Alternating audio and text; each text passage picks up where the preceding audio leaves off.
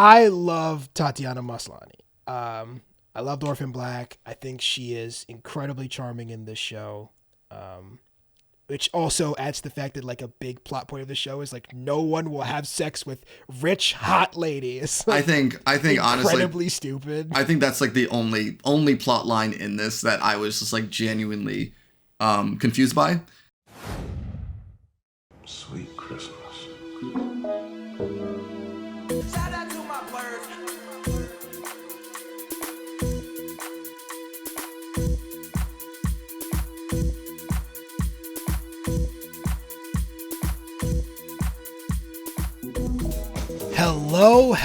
Hello. This is Che. And this is Cory. And this is the Next Time On podcast, a podcast where two lifelong friends discuss all things amazing and all things fetid in popular culture. It'd be like if, instead of forming the greatest attacking duo in English Premier League history, Harry Kane and Sun Young-min started a comic book podcast. I knew one of those guys. Which one? Harry Kane? Yeah, of course. Harry Kane's very famous. He likes the World Cup. Patriots, which is a bummer. Say it again. I said he likes the Patriots, which is a bummer. But that sucks. Which is, it's kind of, I feel like that's kind of should be like sacrilege for being an English footballer. You know? I don't think the English give a fuck about the Revolutionary War. It's very fair. I think especially now they look over at America and they're like, good. And we look over them and we're like, good. I don't know. I still, with all the wild shit going on in England, I'd still rather be English than American. Well, yeah, but it feels like I'm just picking between two idiots. So, it is true. It is true. They at least didn't let Boris Johnson come back in office, and we were like probably going to elect Trump again. So let's not talk about this. Let's get into the episode. How about all that? right. As Cory said, we got a jam-packed episode, so we might as well just get the fuck down to business. As always, please go check out the website, nexttimeon.net. If you're watching the YouTube video, you're watching me adjust my camera because it was super high.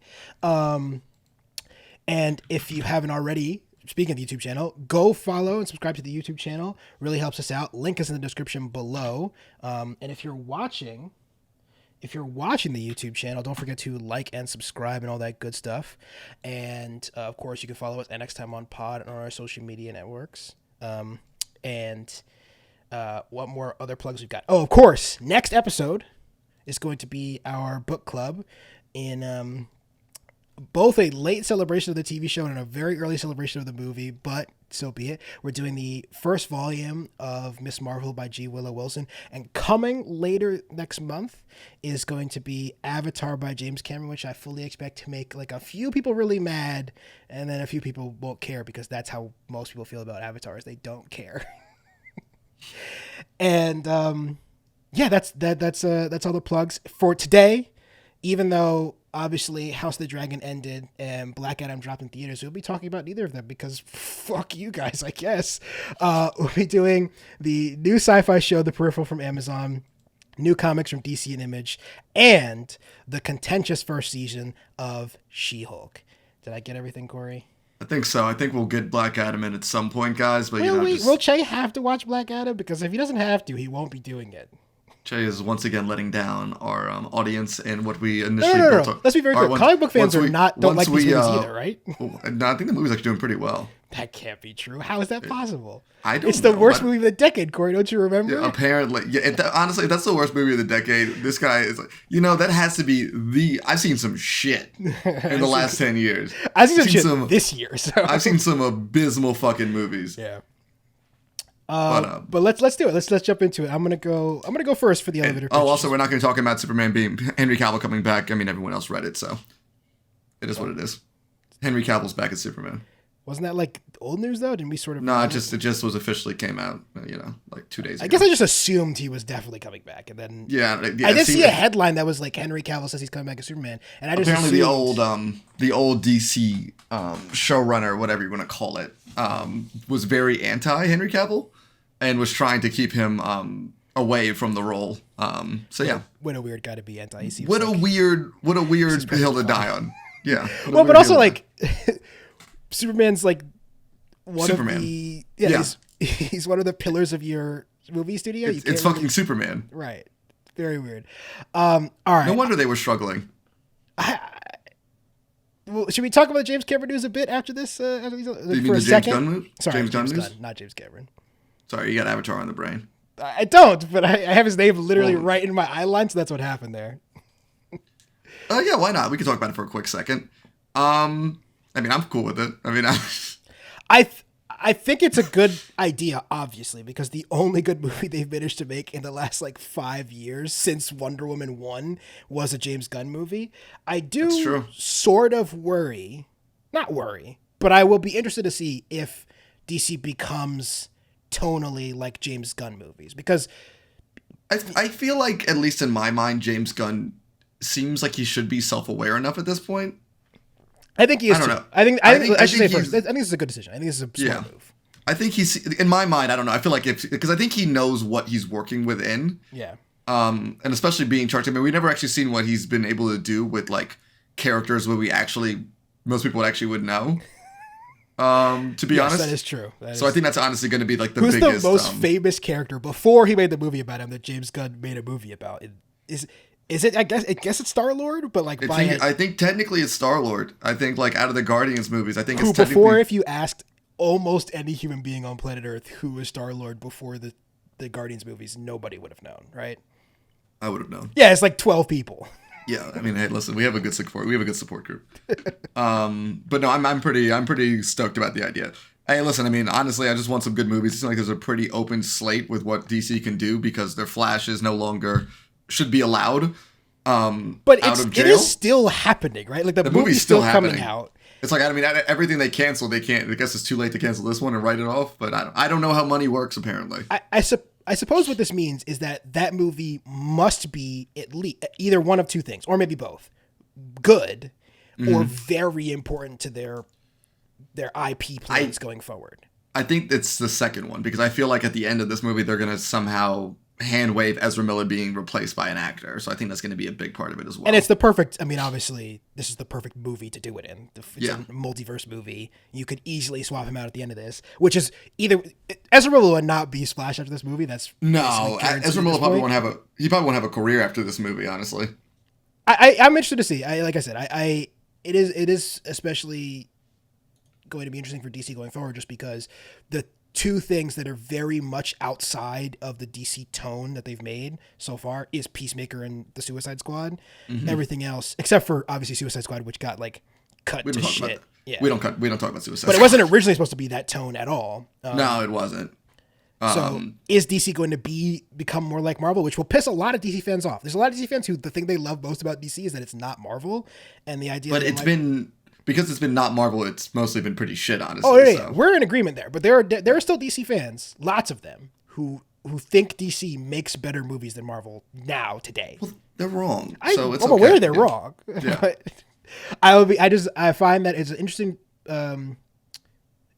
appointment. And I think it's just a different job than directing movies. So apparently he's still going to be doing directing as well. So apparently he still has projects lined up, and I'm assuming he's still going to be. Sorry guys, I had my phone in my pocket. I'm assuming he still will be doing Peacemaker season 2. Yeah, and this is not exactly confirmed, but essentially confirmed that he is not going to be doing another Guardians movie. This is. Oh, I think everyone's like a lot of people say they wouldn't come back either. I think Batista has also been very upfront saying that he wouldn't come back post Guardians 3. What was I never really looked into the Batista. What was he was just mad that he was mad about. He was just mad that Gunn got out. It got kicked out. Yeah, that's pretty much all it was. He was just very he just didn't like how they handled that situation. I sort of get it, but also I don't know. That was the year where if some old tweets came up that you were getting fired. That yeah, but it's weird that he got fired and his career was only made better because of some bad tweets. His career blew the fuck up. Hey, listen, it worked out for him and literally him. Somebody else. There's got to be some Republican that's worked out for. I just don't know the names off the top of my head. But let's jump into this episode. Yeah. I'm gonna go first on the elevator pitch. I'm putting a minute on the clock and go. So the thing I'm pitching today is, I don't think I've ever done this before. If I have, maybe once. I think I've done an album or two before. There's a couple of great albums, but either way, I am pitching a song. More specifically, I'm pitching a music video. And this is the Mel Made Me Do It music video by Stormzy, which is one of my favorite things that has come out this year. It is one. It's an incredible song. I've been blasting the song for like 2 weeks since it came out. And then this music video is just this incredible celebration of like black culture, black English culture, and has some of my favorite cameos of all time, including a Jose Mourinho cameo in a music video that I'm sure you guys have seen as like a meme going around the internet and maybe not have known where it came from. I don't know. It is on top of being an incredible song. It's just like a really beautiful music video that ends with a Michaela Cole monologue that almost made me cry, I have to admit. So check it out if you haven't already. I'm a big Stormzy head, as anybody who knows me will know. I mean, I think I've said before, if he was American, he'd be the biggest musician in the world. He'd be Drake. Do you think? I mean, you could do it. You could be Drake. Also, I'll check it out though. Shout out to Michaela Cole, probably our next Black Panther. Wait, what? Has there been like some like theories about that? I kind of buy it. I'm not saying it has been confirmed. I'm just that was a thing that I heard people say, and it makes sense. Just curious. Oh, that's I forgot. I'm sorry. I just forget. Yeah, for people who don't know her name off the top of the head, she was in I May Destroy You. She was in the first Black Panther too, as a pretty small character, but she was in I May Destroy You, a show I've talked about a lot. People may have seen her sitcom that was on Netflix, Chewing Gum. She's like relatively new on the scene. She's done on some other stuff, but those are probably the big three. And a Black Mirror episode too. But I don't think she actually was in the first Black Panther show. Was she not? I thought she was like a small part that she's gonna reprise that role, but then it'd be much bigger. I don't think she was actually in the first one, but seems like okay. That's interesting. Interesting. Okay. Who knows? I don't know. I feel like they're definitely not gonna. I feel like we all know who's gonna be it in the movie. I just don't know if that person who's in it in the movie is gonna stay being Black Panther post Black Panther 2. Is it Letitia Wright? Because it's gonna absolutely there's like every poster. It seems like it's like no. I have literally, as you guys know, I go into shit as blind as possible, and I have seen essentially nothing about this. I'm sure the poster is going to be coming out, but it's like they're putting her in the center of everything. And it's I assume she was the star of this movie. Yeah, so it's like she's the first build actress or actor. So we all know. We're like, are we really Letitia Wright fans of this podcast? No, not really. I'm not a fan of hers. No, I think she's like a decent actress. Decent actress. Maybe but get like, a vaccine, weirdo.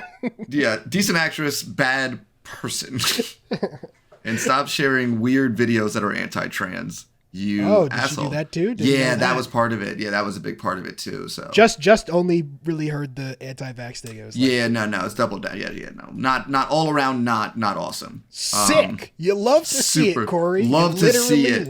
You know who's never done that, Che? You and I. And why aren't we Black? Well, I'm not Black Panther for like a lot of reasons. They fucked up not killing him. They fucked up killing Michael B. Jordan. I'm sure someone was kicking themselves. Yeah, I mean. I don't know how they would have done it. Yeah, I think we talked about it before. That movie can't not die at the end of it in a lot of ways, but I mean, they can also bull some bullshit like, yeah, he's in like a cryogenic. Listen, we got multi-universes in Marvel now. He can definitely just walk out of the roof of the sky in this movie. Hey, it's fucking just Don Cheadle. Don't think about it too much. Here I am. All right, Corey. That's why we got to get Terrence Howard to play the next Black Panther. Let's not talk about Terrence Howard ever again. Okay, my pick. Minute on the clock for you, Corey. Minute on the clock. I'm sorry, guys. So my pick is a DC comic called Icon and Rocket. Season 1 is written by Reginald Hudlin and Leon Chills with art by Doug Braithwaite. If you guys aren't super familiar with the Milestone as a comic, it was a Black-run publication which kind of focused on a lot of Black superheroes. Primarily, as most people would know, Static Shock. What Icon and Rocket were, it was kind of a bit of a stand-in with a mixture between Superman and a Batman and Robin situation. It's one of those things where I only want to talk about it because I like this Milestone initiative to bring things back. I really have been enjoying Static's season 1 and season 2, but it's one of those characters where I just never really had much of an idea behind. I know Rocket kind of showed up a little bit in some Young Justice cartoons, but I wasn't super familiar with it. I think their first arc has just wrapped with issue 6, but they do a good job. You don't need to have any backstory. I didn't have any backstory for the characters, but if you're looking to try it out, a new superhero book, especially with some primarily Black characters and Black writers and artists, I would check it out. Yeah, I remember picking up the first issue of this a bit ago, and I liked it. I think we talked about the Reginald Hudlin Black Panther a while ago on the podcast, if I'm remembering correctly. I think we did mention it. There was we did talk about it at some point, I believe. I think most people will recognize his name as a director more than a comic book writer. Obviously, he's like a pretty legendary director too. He did Boomerang, a House Party, not the new one that's coming out that looks not good, but I'd see it. That's true. I did not see. They're yeah, I think it's LeBron's production company is making it. And good. I think. And he also did Marshall, another one of Chadwick Boseman's. I think one of his last films. So yeah, he's great. First up on the docket. Sorry guys, if you guys are watching the video, like there's a squirrel that keeps running by my window and it's freaking me the fuck out. I didn't even know they allowed animals in New York City. I have trees next to my place. It's weird. Oh, weird. I know. Where do you live? Manhattan? Crazy. I can't get that out legally. We're talking about Peripheral. The first 2 episodes have dropped on Amazon Prime. It is the Chloe Moretz Grace. Chloe Grace Moretz. Don't know why my brain there you did go. that. Starred sci-fi show about like a near future world, and then also a very far future world in which like VR has become more immersive. And it starts off, we meet Flynn Fisher, played by Moretz, and Burton Fisher, played by Jack Raynor, and brother and sister who are like big deal gamers, which I will say this up top, my least favorite part of the show. A show that I really like these first 2 episodes, but I was like legitimately just disappointed that I was like watching the show in the first part. I'm like, oh, this is what it's going to be. And I'm very happy that it's not that, guys. Don't worry. It's not. If you guys start the episode and then do the same thing I did, I'm like, oh, Ready Player One again. I see this is what we're doing again. And it's not. I promise you it is not that whatsoever. It's really weird because what it is a sequel to Don't Worry Darling. That is a joke that only people who watch Don't Worry Darling will get. That's actually really funny because it could be. It literally could actually be. Not even could be a sequel. It could be literally in the same universe. Same universe. Honestly, yeah. I'm gonna believe that. That's my new theory that this is a sequel. Don't Worry Darling dropped on VOD by time of recording, so you guys should go check that movie out. Don't watch that movie. If you please go watch that movie. It's funny. It's funny bad. It's like in my opinion, it is a funny, like a very bad movie that's pretty funny. It's a funny bad movie with a genuinely great Florence Pugh performance in the. She's so good in it. Imagine how unwatchable that she would have been if she wasn't in it. I think about that almost daily after watching it. But yeah, so they start off as like VR video game players, and it turns out that Flynn is so good at video games that she has been recruited by a mysterious organization to test out a new VR headset that's even more involved. You can like feel the game, and it's just true immersion and all this stuff. And it starts to pan out over the course of these first 2 episodes that actually this is the future that she's been transported into when she's putting on this VR headset. And it's not a simulation, but in fact she is a android robot or whatever that she's controlling, walking around future London, and she's in the midst of a weird war between 2 mysterious organizations that by the end of the first 2 episodes we don't know a ton about. But I will say up front, I thought these first 2 episodes, especially the first one, was really good, and I was kind of surprised, honestly. Me too. I was I'm always kind of like I think me and Che and I have come out saying that we're not really fans of Westworld at this point. So yeah, I was gonna say, I didn't know what you were gonna say, but Westworld is actually a good parallel because this is like sort of what Westworld wants to be. I think this but I mean it's Nolan still. Yeah. It's their team, and then they're doing this, and I'm like, oh, so this is like y'all ran out of ideas for Westworld. Maybe you guys should just adapt funky things and just do that. So to be fair, it is Jonathan Nolan and like that production. It's their production team, but the creator, they're not creating it. They didn't write it. It's created by this guy Scott Smith, who is a New Jerseyan. Is that how you say it? He's from New Jersey, and actually wrote the book and the movie A Simple Plan, not the most recent one, the Sam Raimi movie. That's what I know him most from. But yeah, it is thankfully not a Jonathan Nolan production. Yes, thankfully. Well, because I think Jonathan Nolan and Alicia Joy are kings of Bullshit Mountain. Which I mean, also, I was just gonna comment. I think it's like they make cool looking shit, but the story gets kind of whack. And this is based off of a novel, so far I really like the story for this because I was thinking I was right there with you where I was like rolling my eyes in the beginning. I'm like, oh, this is what this show's gonna be. Yeah. And as it continued on, I'm like, okay, now I'm interested. And when the first episode actually ended, I was really bummed out. I was out of time. Yeah. Because like I had to hop over and read books for this, but I was like legitimately bummed out that I didn't see what happened next. And I will say for the first time in a long time, this is the first time I've like watched a show where characters are actually smart. It is, especially in sci-fi and fantasy genre TV in general. You get, mostly to serve the plot, characters who like are really dumb, and that when I actually had that same thought, which is interesting. Oh, you thinking about the end of the first episode? That's what I was thinking about. What the drone pilot guy? No, drone pilot was good. I'm trying to remember if it was in the first or second episode, but there's a scene where Flynn, I'm just gonna call her Chloe because that's we could just do Chloe because I mean people don't know the TV show yet, which you guys should go watch. Yeah, if you guys haven't watched it, you should go check it out. And you all have Amazon Prime to buy your toilet paper anyway, so you might as well. But she's in bed and her friend comes in, and normally in a sci-fi show, this scene goes like, they're like talking about it and nobody knows what's going on. They're trying to figure out, but it turns out that, and the audience is like, why doesn't anybody realize that this is probably not a sim? Because by this point she's been in the simulation twice, and she's seen her hand get ripped off and the skin of it, and underneath it is like a robotic hand versus just a skin. And she's talking to her friend and she says the same thing that all the audience members are thinking, which was just refreshing, which is like, oh, why would they make a robot in the sim if this is a sim? That's why she, like Chloe, the character, is pretty sure this is real life.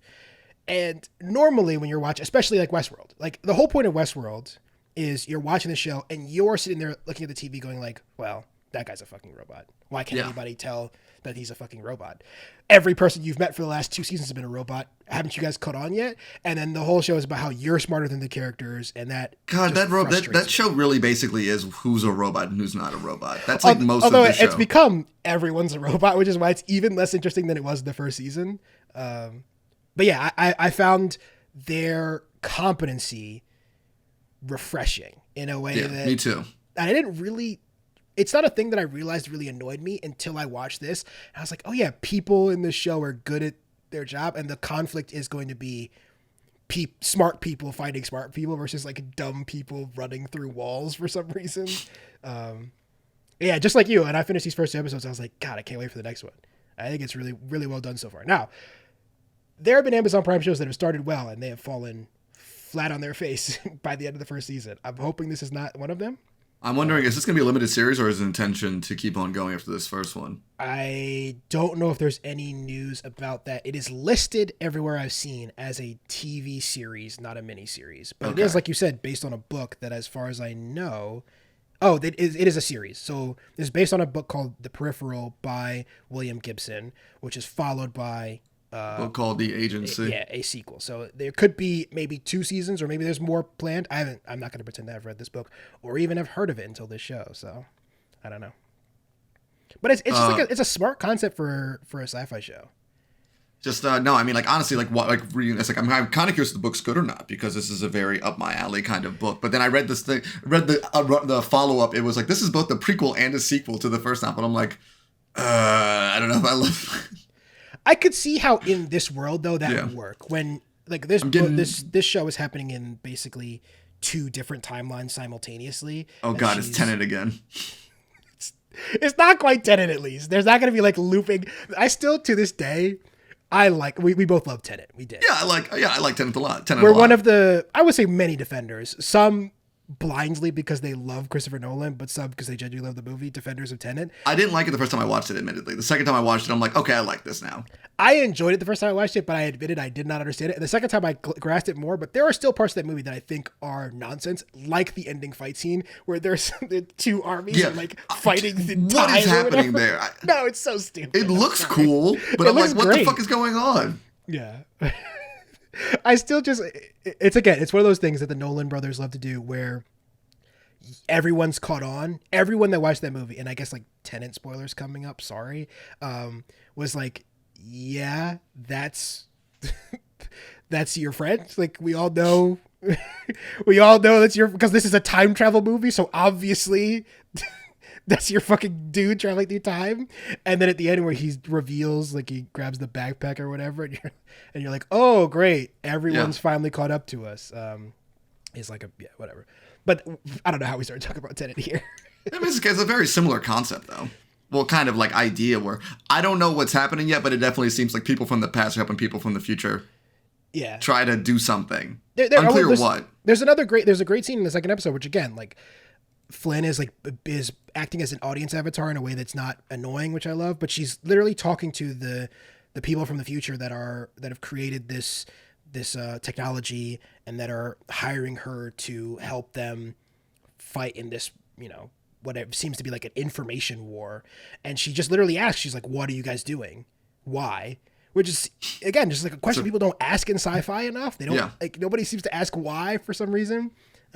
She doesn't get a straight answer, which is, again, most very realistic. But yeah, I really like this. I think I would love to check back in with this. Yeah, absolutely. I'm excited to give the second episode a watch, probably either today or tomorrow. It's like I hate now. I'm like, oh, I want to know answers now, and I'm like, this is, it's like you need good TV shows like that sometimes. Like I need that mystery box, and I'm hoping that's all you can hope. All you really can hope for is that it pays off. But at least with this one, I seem like I'm gonna enjoy the journey to get there. Yeah, I've been thinking about this a lot, like that idea a lot recently, because I've been watching Severance season 1 with my mom again, or I'm watching it again and she's watching it for the first time. And she asked me, knowing that I finished it, she was like, are any of these questions going to get answered? Because it's the first season introduces a ton of mysteries. And the answer to that is no, like kind of none of these get answered. The only thing you really find out by the end of season 1 is who these characters are, which is a big mystery. But a lot of the other stuff in the show doesn't get answered. And I guess all I really want to know is like what's the goal of it, and after that I'm like, let's just fucking go. I don't feel like the mystery itself is what's hinging the show. It seems to be kind of keeping me getting the there. why is the biggest for sure. Yeah, and I think even when I get the why, I think that's why I'm kind of expecting to get the why sooner rather than later. I don't think we're gonna get the end of the season and then be like, this is why we're doing all of this. Basically, I feel like there will be twists. I could see it either way. I could see this show really dragging out the like reveal as to why, because there's obviously a lot of B and C plots to piece together. Like, of course, her mother's sickness and her, and like them like helping her with her mother, and then her brother, and of course my favorite character in the show, one-armed soldier, who is that character. Great introduction. Is sick. He has a motorcycle, and I'm like, yeah, no, this guy. My favorite character, like almost immediately. Yeah, played by Eli Gorey, who most people will recognize as the incredibly charismatic Muhammad Ali from One Night in Miami. Oh my God, that's who he is. Okay, I was like, why? This guy looks so fucking familiar. Couldn't be two more opposite characters, like life of the party Muhammad Ali, and then incredibly depressed, alcoholic, one-armed veteran. It's like, but he plays them both really well. I think Corey's like a great actress or actor. I don't know, actors. I don't know where that came from. Yeah. Anything else to say about Peripheral before we move on and talk about some picture books? Nothing else from me. I'm excited to see where this goes. Yeah. After only seeing the first episode, I'm very much hoping that the character we were just talking about continues to be in it because she rocks. He's got a couple of great scenes in the second episode. I don't know. Looking forward to it. I can't confirm his survival of the season. Oh, I don't think he's making it. But hey, listen. I mean, he's literally said like, I wish I was dead like multiple times. So I see a heroic sacrifice in his future for sure. Absolutely. All right, let's move on to comic books, starting with first up on the list, John Ridley and Stefano Raphael's GCPD The Blue Wall. And this book is a fascinating decision by DC. Yeah. First up, Corey, did you like it? I don't. That's an interesting sound. I like that. Oh, man. I don't know, honestly. Okay. I would love to. I don't know, man. Why don't you? Let me say. I'll say first. I liked it. I think I like the story. I think the writing is great. I love Raphael's art, an artist I've never seen before. That was exciting. I do not care for or about any of the characters. I think you literally just went into my brain and said everything. I think that's the biggest issue. Because then, even as a big fan of Renee Montoya's character from other things, especially 52. Yeah. She's not great far in this book. So far she's not the question. I don't know if that's ever going to come back around. I mean, I think just in general, the decision to make her commissioner, I never really I haven't followed along with that storyline in other books because I feel like I liked her better where she's very anti the system and kind of well, especially because that's what they seem to be still playing into her character. Like she's anti-establishment member of the establishment. But now she's the commissioner. And right. I think it's really well written. I think all the interactions are great. I just don't really care about the characters yet. And I'm just wondering what this book is going to try to accomplish. Yeah. Because it's still very it seems pretty still ACAB, but at the same time, does it see? That's the thing is, I don't know. Does it seem ACAB? I guess that's not I guess that's wrong. I'm confused. I was fascinated by the amount of propaganda in this. That's what I was kind of, okay. Yeah. I think in the beginning I was like, what are we doing here? What are we doing The opening monologue is very interesting because if you are us, liberal cucks, as I like to call us. That's fair. You read it and you're like, oh, this is a commentary on the militarization and the aggressive nature of the police department. And then I thought after the first page, I'm like, okay, this book is going to be the story of police brutality in America. They even have the weirdest, what's it called? Warning up front. And then there's, what was that a warning for? They use the word beaner. But that was it, right? I've heard, I mean, obviously a slur, but I've read way worse things in DC books before with no warning. I don't know. Was this book a black label DC book? I forgot to even check. Maybe it wasn't labeled as that, so maybe it wasn't under there. I don't think so. It literally says 13 plus on the front cover. That's probably what it is then. Okay, that makes sense. Yeah. Because they blur out all the curse words in the book too, which I also found interesting because sometimes DC does that, sometimes they don't. But I guess that book is because they just decide which ones. I think what they wanted was another Gotham Central book. Mm-hmm. But I think at least with Gotham Central, it's their characters in there were so likable, and the book itself was just so far detached from being reality because they were actually being cops in Gotham City. Yeah. And so far, it just kind of seems like it's a group of police officers.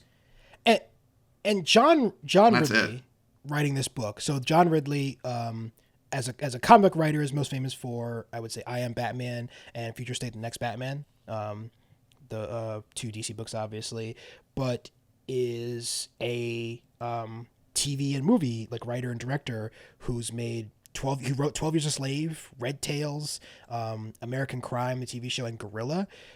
And this book does not feel tonally like that at all, including and up to and including the end twist or moment or whatever you want to call it, when there's on her second day, a cop is involved in 2 shootings. It's in part of it is okay, but I guess, in the defense, Gotham City. No, absolutely. Yeah. Absolutely. Yeah, but story-wise, if I'm curious to see the second issue. I'm definitely curious of the second issue, but I can't necessarily say I care enough to keep reading. Have you ever watched the show The Rookie? No. The Rookie is not a good television show. They made a spinoff. It's that show I'm never going to watch. First of all, I fucking hate Niecy Nash, so I'm just never watching that show. But The Rookie's enough for me. I watch it mostly out of comedy at this point. But this book reminds me a lot of The Rookie because it's just the statistics all prove that really what most cops do is nothing. All day long, they don't fucking do anything. Most cops will retire without ever shooting their gun. And in the first episode of The Rookie, all 3 rookies are involved in like a fucking terrorist plot. Jesus. Like day one of the Los Angeles PD training school. One of their training officers gets shot in the face or whatever the fuck. It's a wild TV show that again is like just propaganda. And this book really feels like it. And I was surprised because like what is the ending for this book besides all of the cops being like, yeah, I don't want to be a cop anymore. I feel like I wonder like what's the end goal of this? Well, but also it's also weird. The other only thing I can think like DC characters. We're just really. Exactly besides Renee Montoya. It's like, yeah, but I mean, what are they going to do there? Like, are they trying to change the system? What the fuck is going on here? Like, what is the point of this book? I don't know. I don't really have a lot more to say about this book. It confuses me with its existence, and I don't know if I like it. But I do on a technical level. I agree with Che. There are a lot of boxes that were ticked, but I don't know if I liked it. I think it's a well-made bad story. I think that's very fair. We think we come across a lot in comic books. Like Ridley is obviously a good writer, and Raphael is obviously a great artist. And you put a good writer and a great artist together, you still need a good idea. And I just don't think this is a very good idea. I guess is my main concern. My big credit to it though. I don't really think it's like too on the nose, which stuff like this can be like that, especially where there's a scene where 2 cops chase down a black teenager. This could have been like eyes roll all the way into the back of my head out of exasperation type of book, but it's not quite that. So credit where credit's due. Exactly. Anything else to say about this comic book before we move on to our next one? Nope, I'm good. Let's keep the ball rolling. Sorry guys, it's my brain's not working. Hard to form words. From DC, jumping over to Image, we've got Bone Orchard, Bone Orchard Mythos, I guess, or the Bone Orchard universe. The naming of this is very confusing, and I don't know why Lemire did this to us. I think I might have asked Che about 5 times over the last couple of days. I'm like, which book am I reading?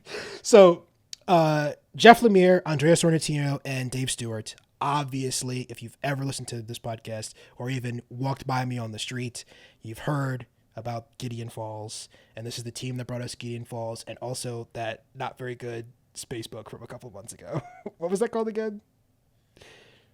Doesn't matter. It wasn't good. Dude, you know how many comic books I fucking read I know. in a year? Sorry. I should have done that to you. I should have looked it up. At least, I think it's like at this point probably in the thousands every year. My brain is fucking broken. Yeah. My bad. That's my bad. But they've brought us another. This is really back to their roots in. This is a true like horror book. It is, as of right now, one trade length book, which I have actually sitting on the bed behind me. It is called The Passageway. And it's the Bone Orchard Mythos. The Passageway is the full title, and then 2 issues into the next installment in the Bone Orchard Mythos, 10,000 Black Feathers. So this is the second piece of it. I really, really, really liked The Passageway. The Passageway was very creepy. Reminded me, not just because it's set on an island with a lighthouse, but reminded me a lot of The Lighthouse. And is, I think, just Lemire and Sorrentino at their best again. It's very creepy, sort of leaves you unmoored in a way that made me want to read the book 2 or 3 times. I think they do a good job of that, for sure. I haven't, for full disclosure, guys, I have not read the trade. I only read the series we're about to talk about in a second. Yeah, and then that brings us to 10,000 Black Feathers, which is, so The Passageway, as far as I can tell, is complete. It's a completed, like, short story, one collected comic book. The Passageway, we're 2 issues into, unclear how many more, but I assume many more to come. What did you think of these 2 issues, Cory? I really liked it. It kind of reminded me back with Gideon Falls, and I feel like I was back in that sandbox again, which I think is Gideon Falls. I think it might be my favorite horror comic of all time. I feel like I'm just trying to make. I'm in my own brain. We talked about horror comics are very difficult to do. I think they are, but so much of horror is about sound. Yes. But the trick you can play on yourself is if you're ever watching a horror movie, just mute it and suddenly you'll realize how not scared you are anymore. And that's basically what a comic book is a muted movie in a lot of ways. So, which is why, I mean, I was, everything, that's why I kind of commented on Everything Is Fine as being one of my favorite horror comics. But that works well because it's a webtoon, and so they can include music in it to scare you, basically. But I know, like as I was saying, Gideon Falls is probably one of my favorite horror comics of all time. And I felt like I was immediately drawn back into that sense of dread. Yeah. And I missed it. And this isn't like something is Killing the Children, which I think is a good horror comic, but it's an action comic. Yeah. Mostly. I would say that's close. It's like action horror versus this. I think it's action. This is like true dread fantasy type horror. Yes. Like, I think that's the thing that about Gideon Falls and these two Bone Orchard books is they just leave you feeling uneasy even after they're done in a lot of ways. Now, like I said, obviously the 10,000 Feathers is still happening. Yeah. But at the end of the passageway, there's many answers still left, including like what is the force behind this, which I'm assuming we'll get more interested in that because this is obviously as they said by themselves, this is an expanded universe. I think the back of the book even says like first installment in the Bone Orchard Mythos universe. So, see, honestly, I'm kind of surprised they didn't just keep the Gideon Falls universe, because the way the Gideon Falls ended, it was so open-ended. And I like Gideon Falls. And I like Gideon Falls from that. I mean, I think it's a good idea to start something new. I don't think there's anything wrong with that.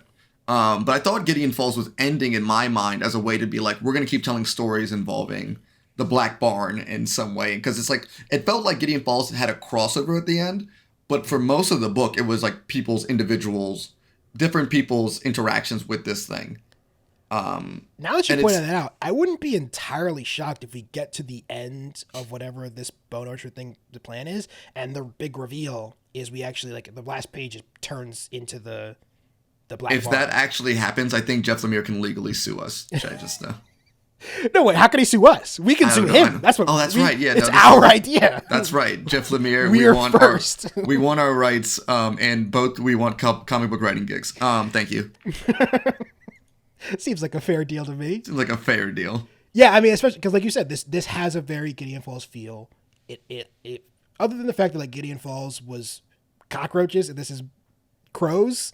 Yeah, they have sort of the same aesthetic with the horror in the universe.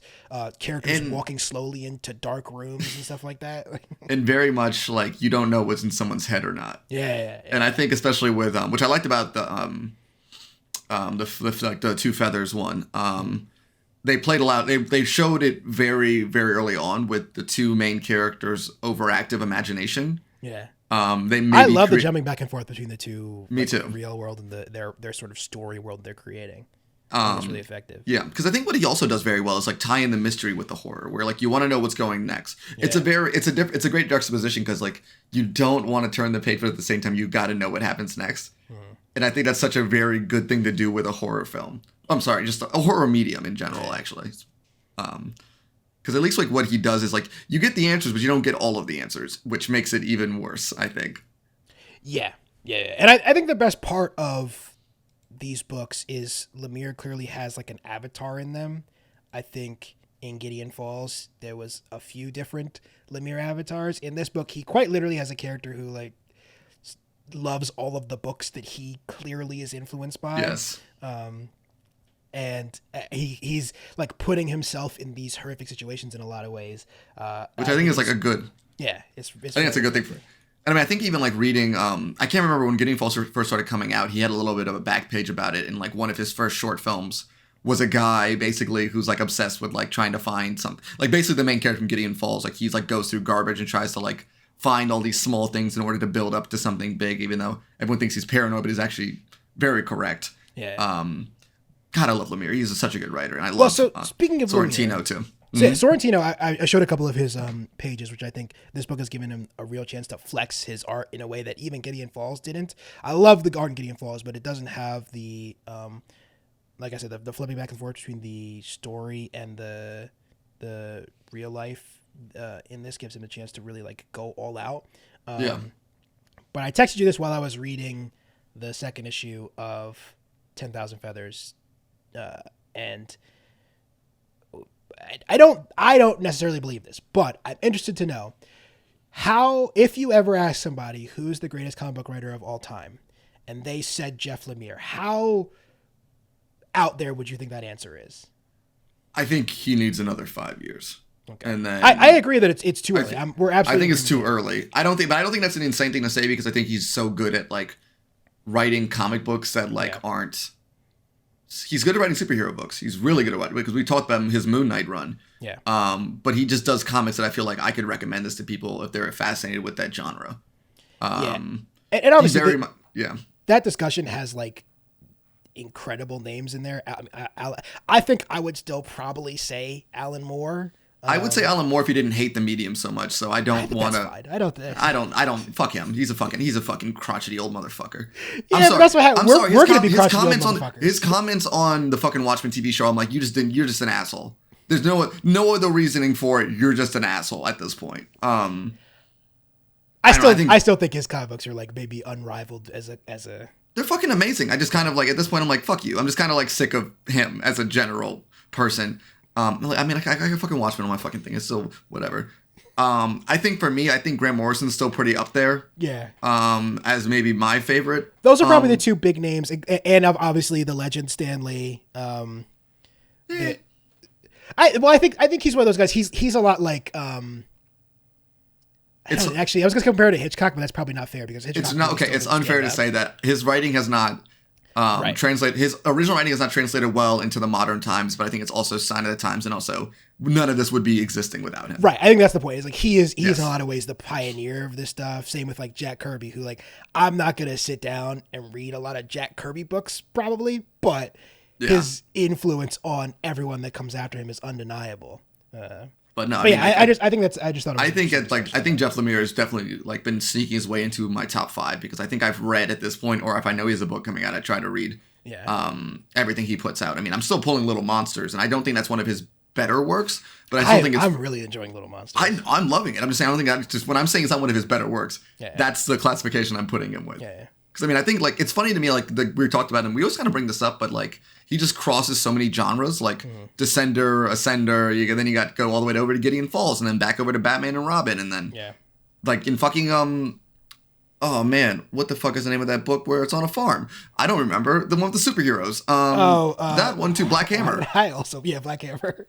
I was thinking Essex County for a second. I was like, that's not superheroes. That's not no. And then you fucking Sweet Tooth. You got Essex County, so it's just like it's like so.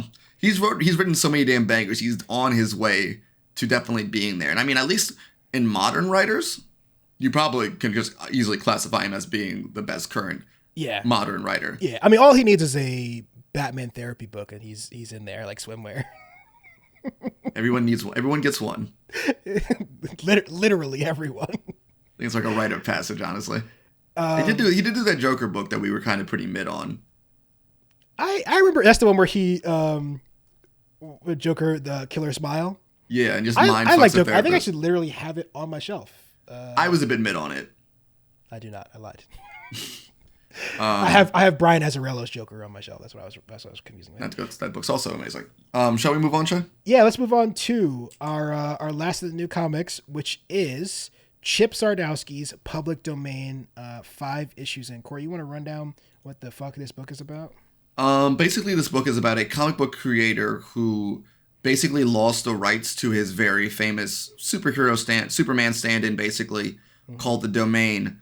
The character's been become a multi-million-dollar property at this point with, the movies, TV shows, like clothing, apparel, all that yada, yada, yada. Basically, where do you think Zdarsky got that idea from? No idea. It's very on the nose, my friends.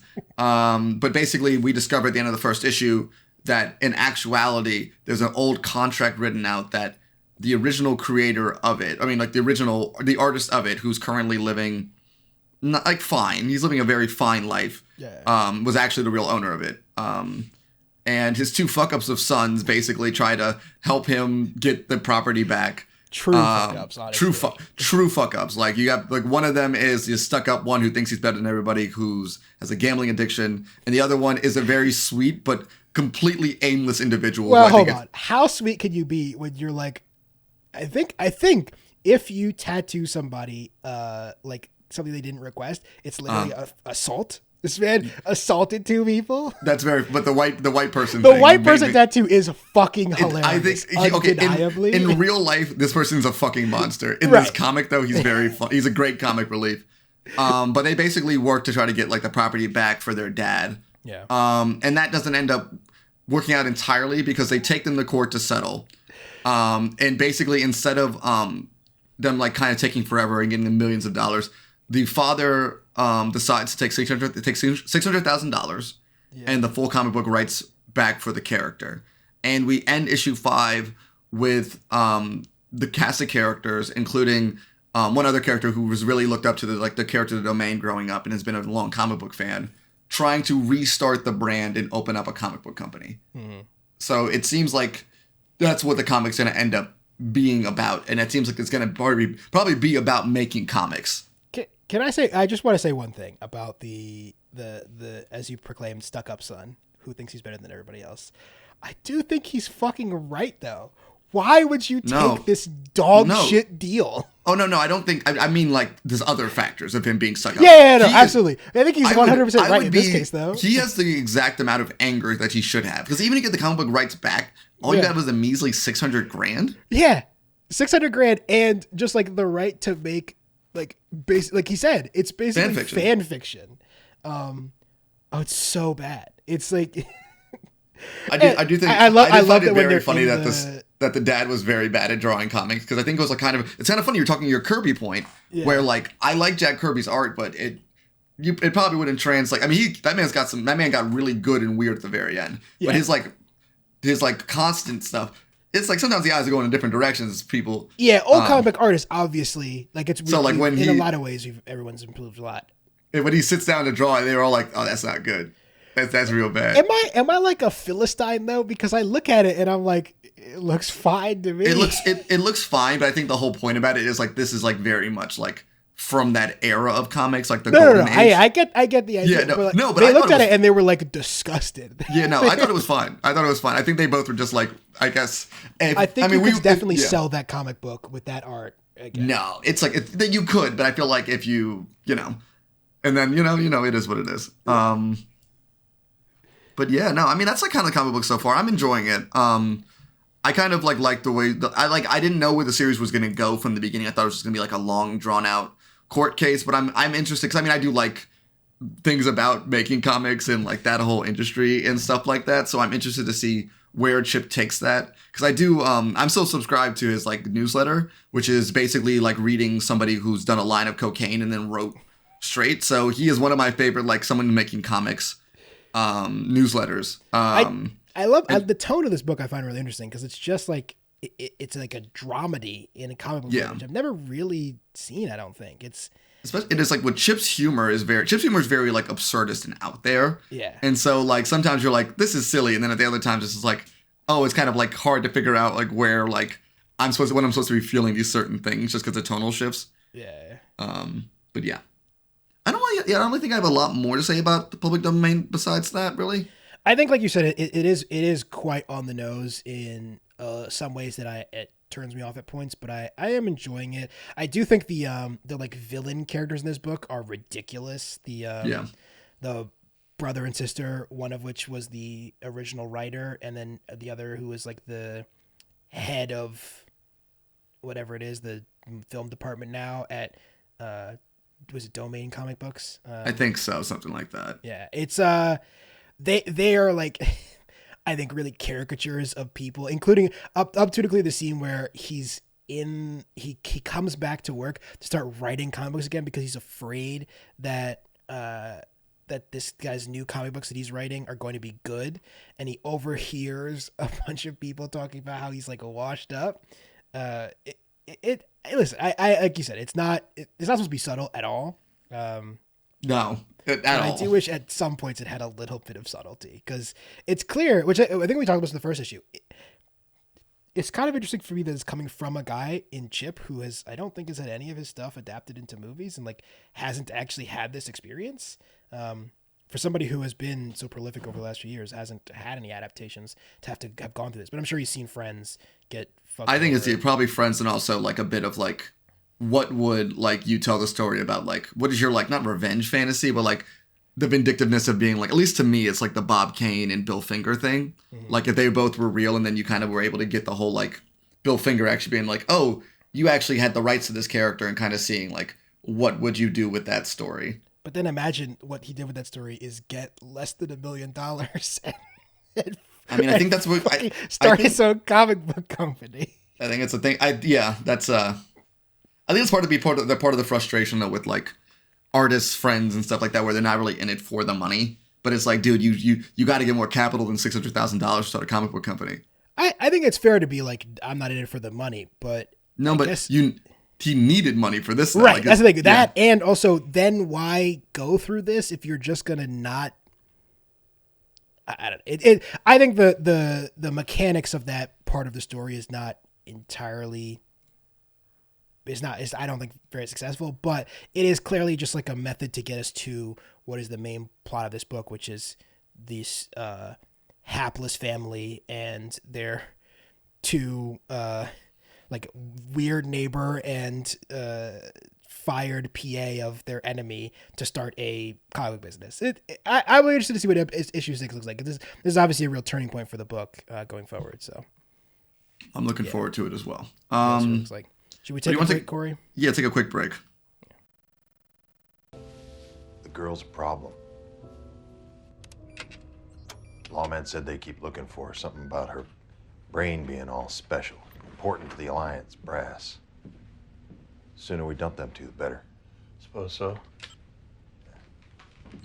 Funny how the lawman got out of his room. You haven't tied him up so well and all. I didn't have nothing to do with that. Anyhow, it all turned out just fine. Buzzard's the only one's gonna find him. But he did try to make a deal with you, right?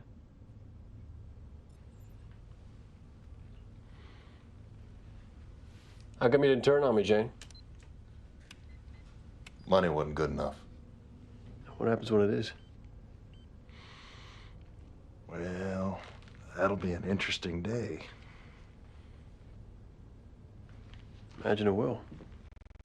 And we're back. What's up? All right. It's time, finally, to talk about She-Hulk. Honestly, I'm gonna let you cook it first, Corey, because you really wanted to talk about this show, and I find that fascinating. Well, I didn't say really want. It wasn't like pining for it. It's just, we like. I don't know. I feel like we like let a lot of these Marvel shows been slipping by us, and I kind of like to. I think we talked about Moon Knight a lot, didn't we? We talked about Moon Knight a lot. We completely forgot about Miss Marvel. Wow, hold on now. I really liked Miss Marvel. I did too. We did talk about it at one point. I'm saying we talked about it like 4 months after it was over. Fair enough. But I just want to talk about She-Hulk for a second. That's all.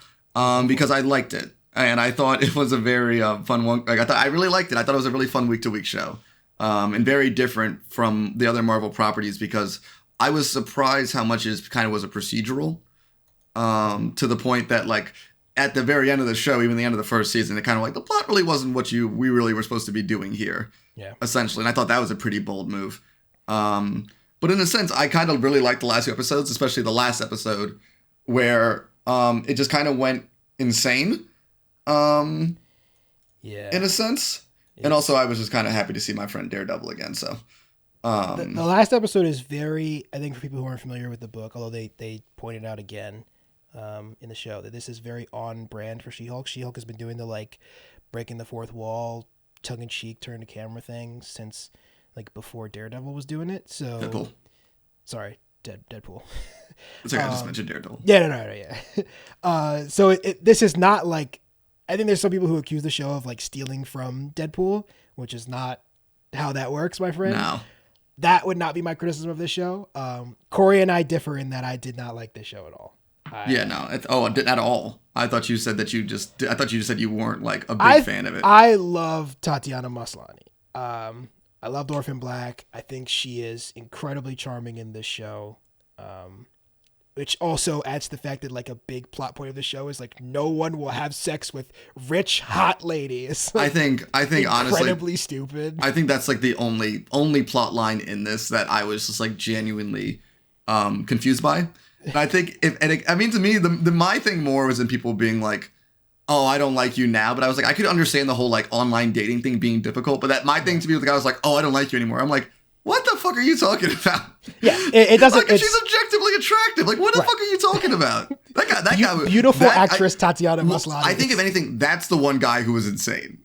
Her Tinder profile was pretty like it seemed like a fake one. Yeah. She posted her fucking like professional photo. Yeah. I wouldn't swipe though. I wouldn't swipe. She's very pretty, but I'd be like, they're like, this person's probably a bot.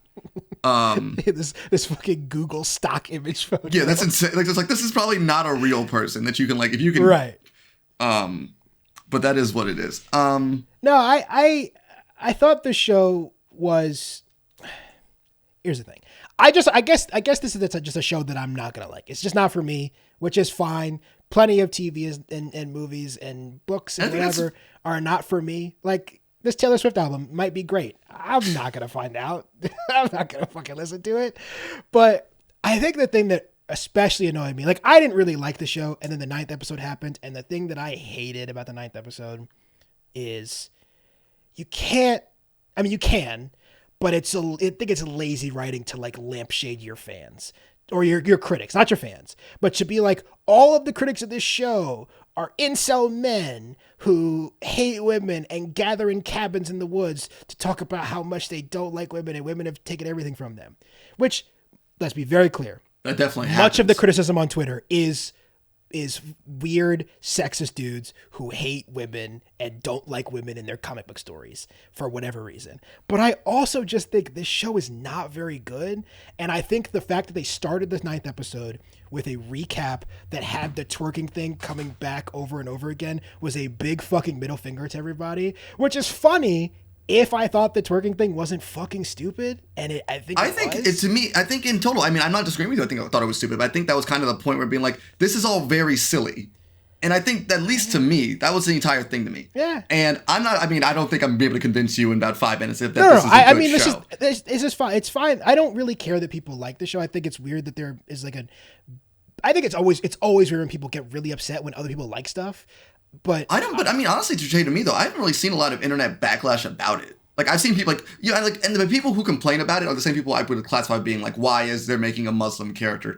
I haven't necessarily seen the majority of the internet being anti this. It's very hard to sift out. It's like lampshading more the people who like they predicted the people who would be saying the things, because that's basically, they're not saying everyone does that, but there is people who do that. I think it's very hard to sift out the real criticism from the fake criticism and stuff like this. Like, for example, the show has a 33% from the audience on Rotten Tomatoes. Wait, what? It has a 5.1 on IMDb, and That's it has insane. a 2.0 on Google. Now, that's mostly dudes being fucking weird and review bombing this show. But I'm not saying this is the best thing ever, but yeah, I'm not saying it's the best thing ever, but I don't think it's definitely not that. No, it's probably not a 33%. I mean, I really hated the show. So I mean, but I don't think this is like one of the worst things that's been on TV this year. But again, it's just very difficult when you have a show like this to separate genuine criticism of the plot and the story, which I just don't think was very effective. I don't think any of these characters are well written.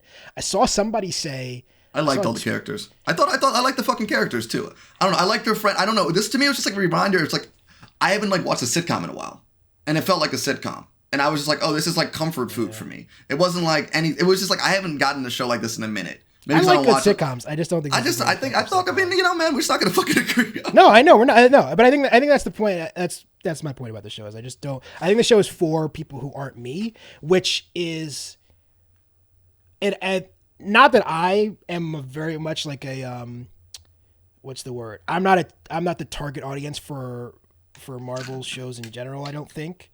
I just happen to really like comic books, but I don't think they're aiming for people like me. That's why I find it really. I don't think the show makes any sense to be a Marvel show. Does that make sense? They should have just been a different Disney show. Because this is what happens when you make Marvel shows like this. You get 33% on Rotten Tomatoes because everyone who tuned in to see Moon Knight gets pissed. Or people who really loved Loki get fucking mad at something like this. Not that I'm saying those people are valid. They're not. I don't think they need to pigeonhole themselves. Like, they keep making the same show over and over again. It's boring. I like this because it was different. But I mean, this is what I expected out of a show. When I heard they got announced a She-Hulk show, I knew it was supposed to be a comedy. Because I've read the She-Hulk books, and I'm like, it's going to be a comedy. In the way that, like, Loki was pretty funny. I wouldn't. But would you classify Loki as a comedy?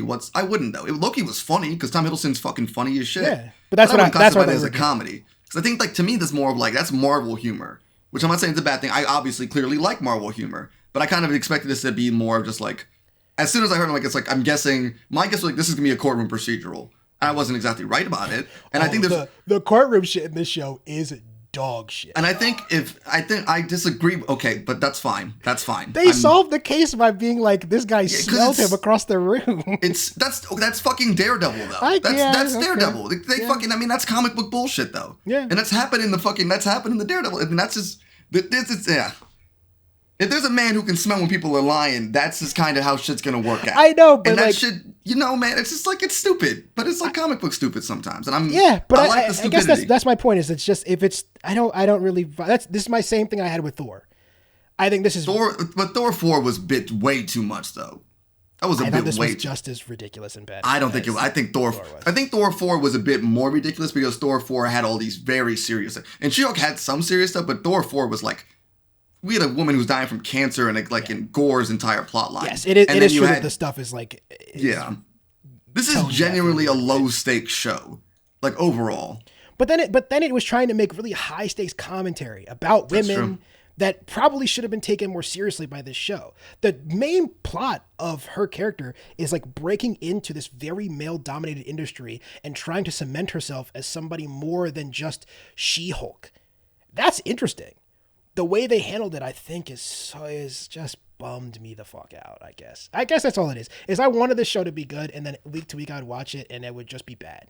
And I thought it was bad. And I thought it was good. So I think I don't think we're going to convince the other one either way. Also, why they do this to my boy Tim Roth? I don't really get the Tim Roth character in this show. I thought Tim Roth was fun. What else would you really, I don't know. I thought it was a very fun, like, what do you do with this character? Like, hey, have some fun with him. And I guess he'll obviously be back because we're clearly building up to a Hulk movie or some shit. So which part of the end of the episode 9 will be canon? I think all of it's canon. The Abomination or whatever? Sorry, not yeah. I think all of it's turn back into the Abomination? Yeah, I think that's all canon. Did the guy inject himself with Hulk blood? That's unclear. That's what I'm saying. That's the end. I think I guess that won't really matter though. From my understanding, he was like that. I think that was all real up until the injection, and then that's when everything was like, something happened basically. Yeah, and she goes and talks to Kevin. Yeah.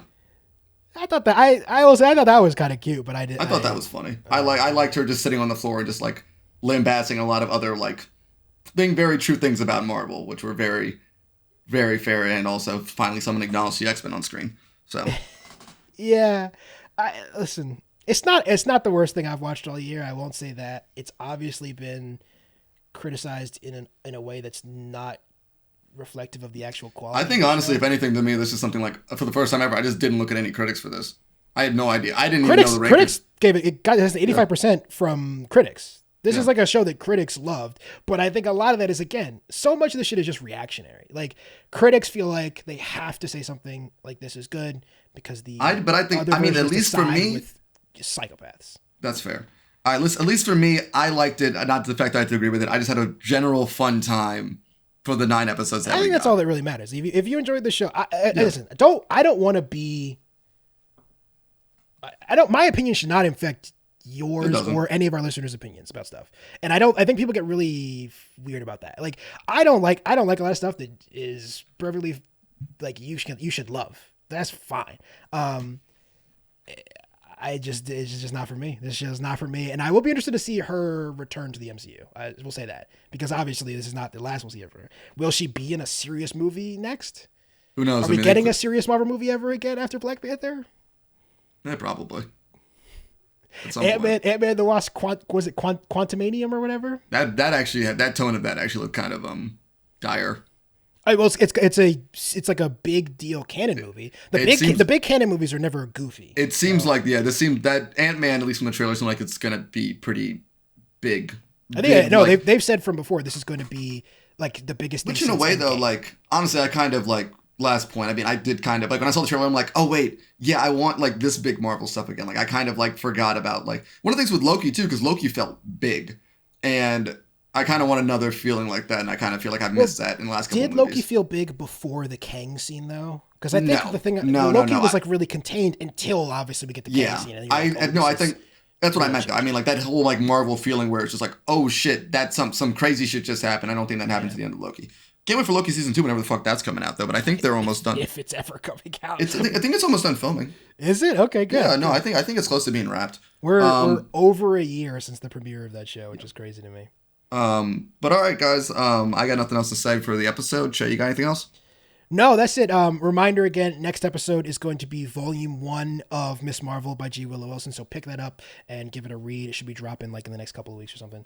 And yeah, don't forget, follow us at Next Time On Pod. All the shows, all the writing, all that good stuff, nexttimeon.net. And if you are watching the YouTube channel, don't forget to like and subscribe. That's it for me. I've been Che. I've been Cory. We'll see you guys next time. Bye.